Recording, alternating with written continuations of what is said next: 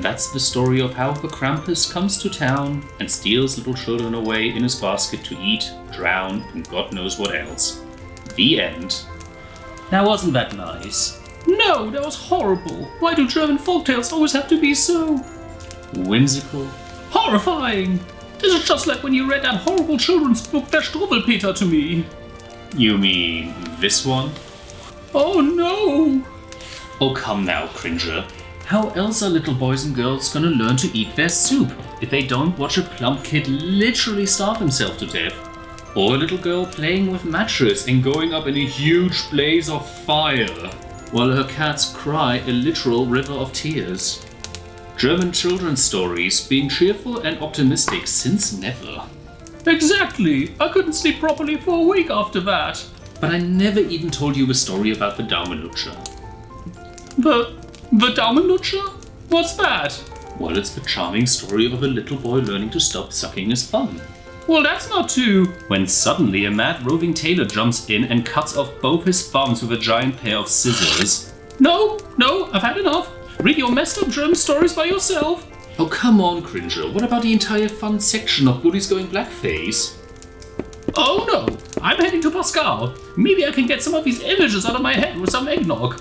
Good day, sir. Cringer. I said good day, sir. Ooh, well, I guess you can't please everyone. Oh, hi boys and girls, and welcome back to Soul Reviews. Ladies and gents, I have a special treat for you today, as I wish to give you all a bit of nostalgic joy. And no, I won't be talking about the terrifying 1955 film adaptation of The Struwwelpeter.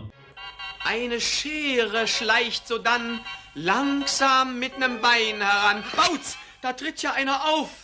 Miau, miau, miau, miau. Ich esse meine Suppe nicht.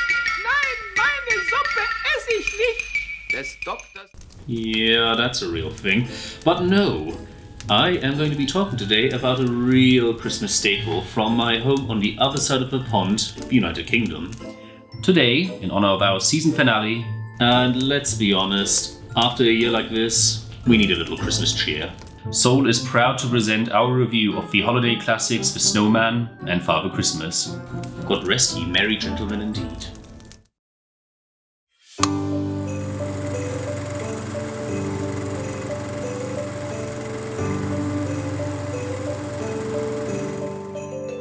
Based on the works of popular children's author Raymond Briggs, The Snowman from 1982 and Father Christmas from 1991 are classics that have inspired many generations of children and adults and remain as much of a Christmas tradition today as they were back during their release.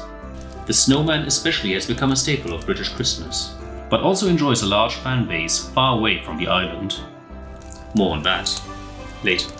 But before diving into the ins and outs of the films themselves, let us briefly talk about their creator, Mr. Raymond Briggs. A cartoonist and graphic novelist, Raymond Redhurst Briggs was born on the 18th of January 1934 to his parents Ernest Redhurst Briggs, a milkman, and Boyer, a former maid. In his early school years he pursued cartooning and, despite being discouraged by both his peers and father, went on to study painting and later typography. Following a short stint as a conscript in 1953 to 1955, he graduated from the University College of London and soon after started working as an illustrator on children's books like Peter and the Piskies, Cornish Folk and Fairy Tales in 1958. He would continue to work on multiple illustrations, receiving numerous awards, and even started teaching at the Brighton School of Art. But it was his first works he both wrote and illustrated that led to his widespread appeal later on. The first two being Father Christmas from 1973 and Father Christmas Goes on Holiday from 1975, which would later be adapted in one of the aforementioned films. Following this, he released Fungus the Boogeyman in 1977, a tale of a working-class boogeyman going about his banal life of scaring humans. And it is during this work that Briggs eventually came up with the idea of the Snowman as a sort of counterbalance to the mucky, slimy narrative of Fungus. And it was The Snowman that would become the first film feature production of one of Briggs' tales. Produced in 1982 for the then fledgling public television company Channel 4, The Snowman is one of my family's oldest Christmas traditions. The film carries a special place in the hearts of many others, and most of that is down to two elements the film nails right from the get-go: the visuals and their connection to the wonderful soundtrack. Just like the book it's based on, the film features no dialogue, and as such, every mood or discourse has to be relayed via the use of its music or the details in its animation. The film was directed by Diane Jackson, who already had an affiliation with Channel 4, having done multiple animated commercials for them in the past. Though the most popular thing you might know her from is the Beatles music video, The Yellow Submarine. And if you seriously think I'm going to run the gambit of playing Beatles music on this tiny YouTube channel, you're mistaken. So the film was already in good hands. The animation for the film was handled by the British animation company TBC, whose co-founder John Coates served as the producer for many of Briggs' film adaptations. The film utilized various hand-drawn animation techniques such as pastels, crayons, and coloring on celluloid, and unlike many other animated projects at the time, the storyboard and subsequent planning of the film was directly linked to the soundtrack provided by composer Howard David Blake. The film also featured 3 alternate openings depending which version of the film you purchased. The first being the original UK release with Raymond Briggs offering the film's introduction, but as the US distribution hinged on sponsors, it had to instead use a popular celebrity to provide narration at the start of the film. Cue a young David Bowie. This attic's full of memories for me. Who agreed to do the part based on his love of another Briggs story, When the Wind Blows, for which he would later provide a song in its animated adaptation. And finally, there was a rare 20th anniversary edition opening featuring Father Christmas as depicted in his own film. About time for the Snowman. But with all this talk about its production history and the people involved, what is the film about? Well, the film is based on the memories of a strong snowstorm that Briggs apparently witnessed in his youth. And as such, the film is set around the same area of his home in the South Down near Brighton, Sussex. A young boy named James wakes up to find that there was snowfall overnight, which has covered the surrounding countryside. In his enthusiasm to go outside, he throws on his trousers without pants, which actually has a technical reason behind it, as the animator didn't have enough time to animate James putting on his pants. So yeah, if you ever wondered about that, there it is. On a side note, the animated adaptations of Briggs' books are full of interesting animated details that were added to the films, which I will try to cover as well as I can, but honestly, drop it in the comments below and who knows, it might end up in the next review. Anywho, James runs outside and no sooner that he does, he immediately gets into trouble by throwing a snowball at the house. Well, what did you think was going to happen? And again, the score perfectly captures these moments and nearly feels like something akin to Peter and the Wolf in how much the music tells you about what's happening in the story. But little James doesn't let a bollocking by his mum get him down, and soon begins the construction of the titular snowman.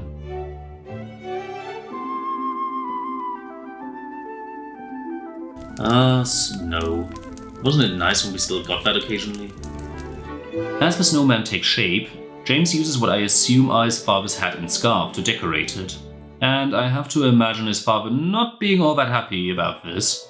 Where the bloody hell are my best hat and scarf, boy? With his work completed, James heads to bed when suddenly the ecstasy kicks in. The snowman begins to move, and James seems very okay with this. Yeah, one of the main appeals of his film is just the pure innocence of it all. James is perfectly happy seeing the snowman come to life, and even lets him into the house. Probably because there's not a single neighbor anywhere around them. The two make their way to the living room, and after the cat gives the only realistic reaction to this whole situation, James adds Dad's armchair getting soaked to his, I am assuming, long list of misdeeds. Boy! They then make their way to the kitchen and, steady there, snowman, think of the kids.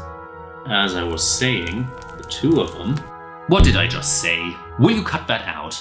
After the produce shenanigans, the two of them make their way to the parents' room and, well, I have to confess, I love this film to bits, but even when I was younger, the stuff inside their house always seemed strange to me. Like, you do wonder how the parents would react if they caught the snowman trying on their dentures. Wait, what? How old are James's parents supposed to be? Dentures? Really? When is this set? Oh, and those dentures, by the way? Yeah, they are another animated edition based on the dentures of one of their grandmothers. But there's no time to waste. After ruining the parents' clothes and a dance in James's room, the two of them spot the father's motorbike parked outside, along with magically reappearing snow. Let's go for a ride. Oh yeah! Oh crap, oh crap. Boy! Just kidding. The two take a visually impressive ride through the woods, scaring the Watership Down bunnies before returning home for a nice bath in the freezer. The bike and number plate, by the way, are also based on the real-life bike and license plate of one of the animators. But enough of that. Destiny calls as we approach the film's most famous scene, and this is in no small part due to the film's iconic main theme.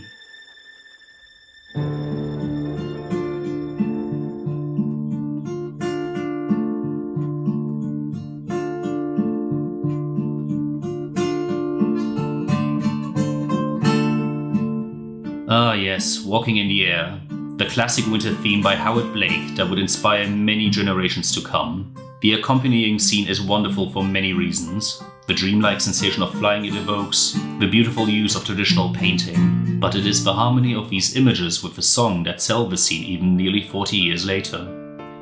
But contrary to popular belief, the child you hear singing is not actually famous Welsh chorister Aled Jones, but a choir boy from St. Paul's Cathedral called Peter Orty. And the reason for the confusion is that following the film, a Toys R Us commercial was shot to capitalize on the success of The Snowman. But by the time that the song was to be re-recorded, Peter Orty's voice broke and Aled Jones stepped in soon after, leading to the song's success in the pop charts. In addition, poor Orty's voice was never credited in the original releases of the film and was only added in later on. So a big shout out to Peter Orty and Aled Jones for their wonderful performances here. Back at the film, the two have arrived at the North Pole, and how James is not frozen from the exposure in his pajamas is beyond me. But never mind. The scene initially takes on a dark, daunting atmosphere with both walking through the dark woods, when they come across a clearing revealing, what else? A whole party of snowmen celebrating. They even come across a good old friend with, "Wah, look at those hands!" It is here that we find out James's name. The name, James Brighton, being a reference to the real-life boyfriend and later husband of one of the animators. The two join the party, and after some joyful dances and snowmen drinking beer, less this children's film, set off home. Besides the additional beautiful designs of the landscape, it is also here that we first notice something is amiss based on the snowman's expression and apparent urgency to get back before sunrise. After they land, the two share a hug and James heads back to bed. But as he wakes up the next day, passing his confused parents, he heads outside to see his friend, but all he ends up finding is a pile of melted snow. His friend is no more, and with the reveal of the scarf confirming that all of this was in fact not a dream, the film leaves James lamenting his friend's departure, followed by a swift end. And it's this rapid, somber ending that most people remember about this film, along with Walking in the Air. It seems like such an unnecessarily harsh moment for a children's film, and viewing it now, it is a bit fast. But just like my feelings of finding ways to introduce children to usually unpleasant feelings like fear in a fun way like Halloween, I also feel that a film like this can help children understand difficult concepts like death. But despite the sobering ending, the film was a massive success, sporting a mass of merchandise that is still sold to this day. There was also a spin-off short film called The Snowman and the Snow Dog that was released in 2012. A quirky little short film that was dedicated to the original film's producer John Coates, who had died that year. There even was an official video game released for the film on the Commodore 64, which was...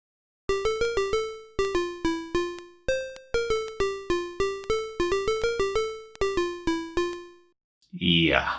But if you think that's strange, if you remember what I said earlier in this review, more on that later.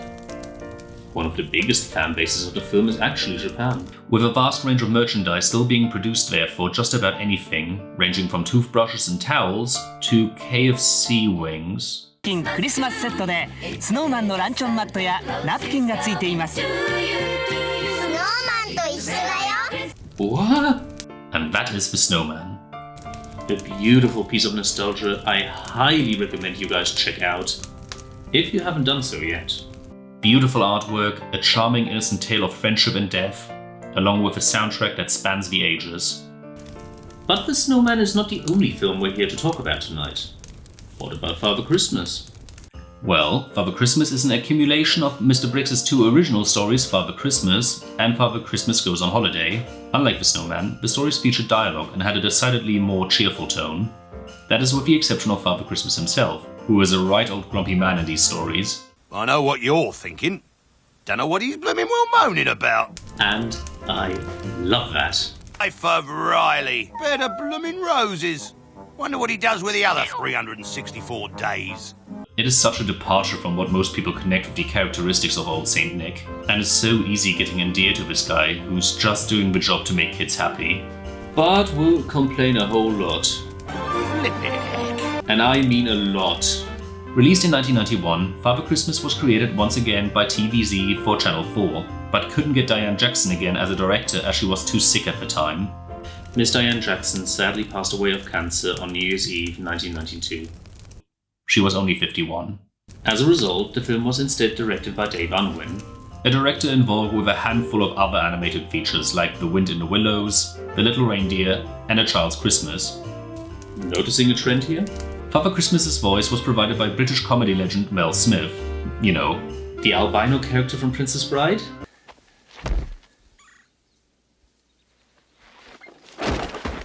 The hotel manager from European Vacation? Of course, I'm crooked. I don't want to my old mate Jim to spare down Whitechapel. What? Daddy's speaking English. Yeah, I know.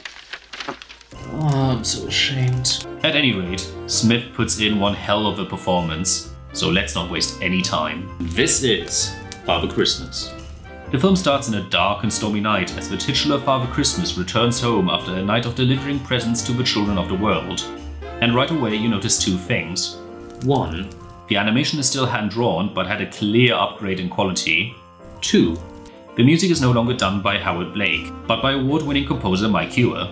The music is in no way bad, but it is less the center of the film like with The Snowman, which only makes sense with this film's different tone and addition of dialogue. Father Christmas arrives home to the excitement of his pets and with a nice cup of tea and toasty toes tells us about the mundane everyday life of Father Christmas outside of the holidays. And if you haven't noticed yet, this Father Christmas is British as hell and uses the following catchphrase: Bloomin', bent, bloomin' nails, go! A lot. If you want to know how many times he says this until the end of the film, you will find out soon enough. Or you don't, if you had the misfortune of seeing the US version of this film, which removed most of the scenes of Father Christmas being grumpy, replacing that with vastly more cheerful dialogue delivered by Emperor Wang from Flash Gordon. Seriously. And the Bloomings? Yeah, apparently that was too vulgar for American audiences, so they replaced it with terms like jolly. Why, America? Just why? Oh. That does not bode well. Well, back to the film? Father Christmas explains how he got sick of the daily routine outside of the Christmas season, and how he decided to take a holiday the previous year. So the film is essentially one big flashback. He considers all the countries he could go to, including Germany, and given the amount of arse shots of Father Christmas we get to see in this film, he would feel right at home in an FKK beach. Those bum shots, by the way, also censored from the US version. As he considers his decision with some hobnobs, so British, and apparently the same ecstasy James was on, seriously, what is up with that flower? He finally decides to go to France. Oi! And after showing off his engineering skills by refunctioning his old sleigh to a caravan, ein Wohnmobil, he sets off with his trustful reindeer.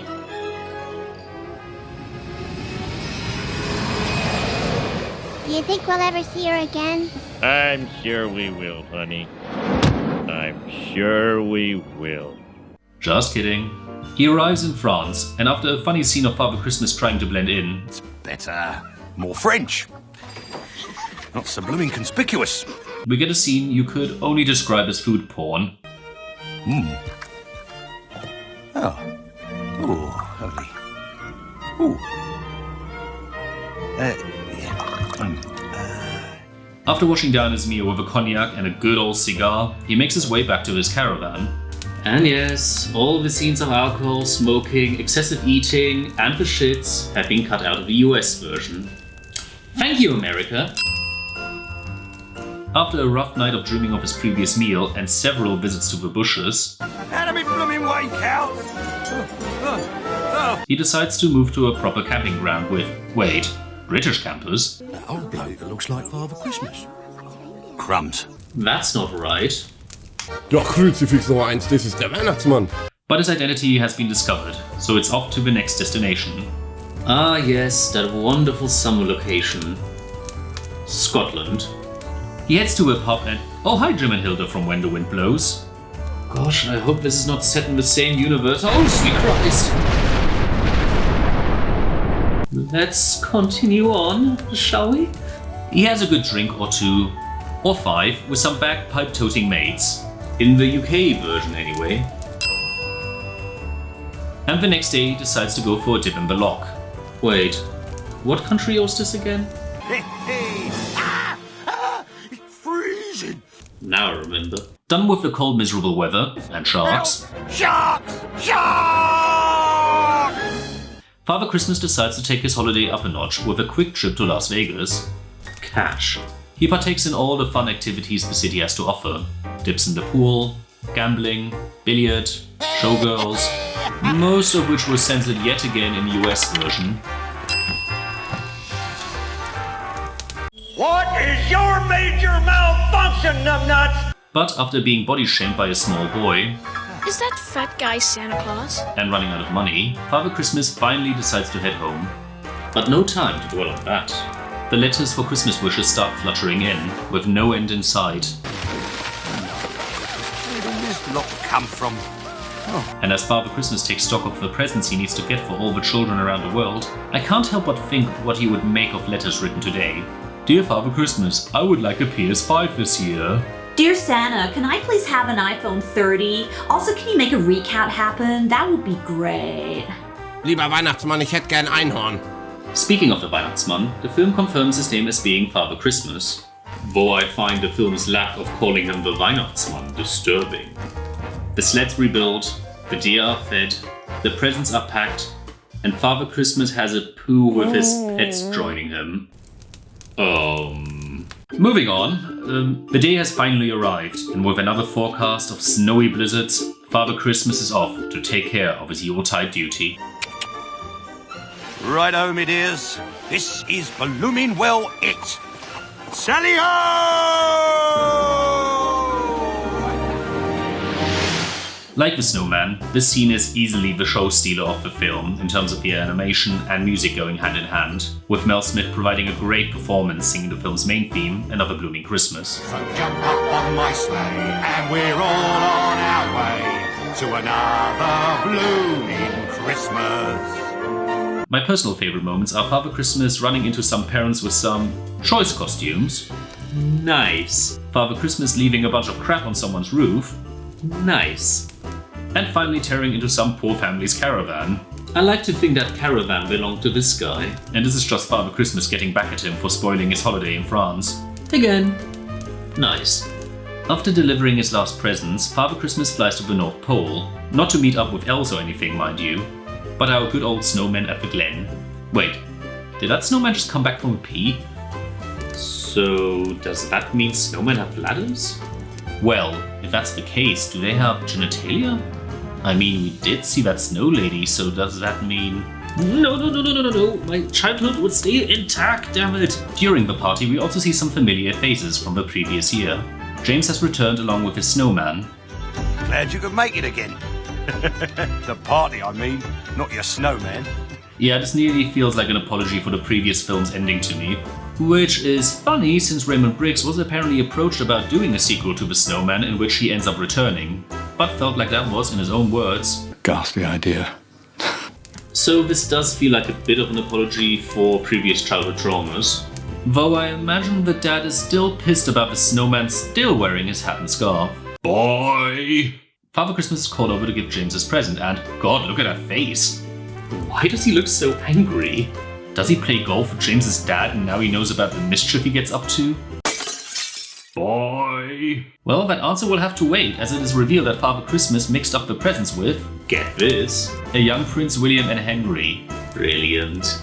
So we get another impressive flight scene as Father Christmas races to deliver the final presents in time. We even get a bit of trivia info about the flag's meaning when hoisted over Buckingham Palace. Good. Flag's flying. They're in. Morning, mate. And as Father Christmas returns from delivering the presents, we get one more homage provided by the animators, with the milkman being based on Briggs' father Ernest, and the milkman's van sporting the author's name. Oh, and also corgis! And with a nice cup of tea, we return to the beginning, with Father Christmas sorting out a few last things around the house before Christmas morning, following one last arse shot and with a few presents from his own family. Or hi Schnaps, he rips the date from the calendar and leaves us with the final lines. An happy blooming Christmas to you and all. The end. And those were my reviews of the animated classics The Snowman and Father Christmas. And really, what else is there to say? Both films are absolutely wonderful alone, but work even better when viewed in a row.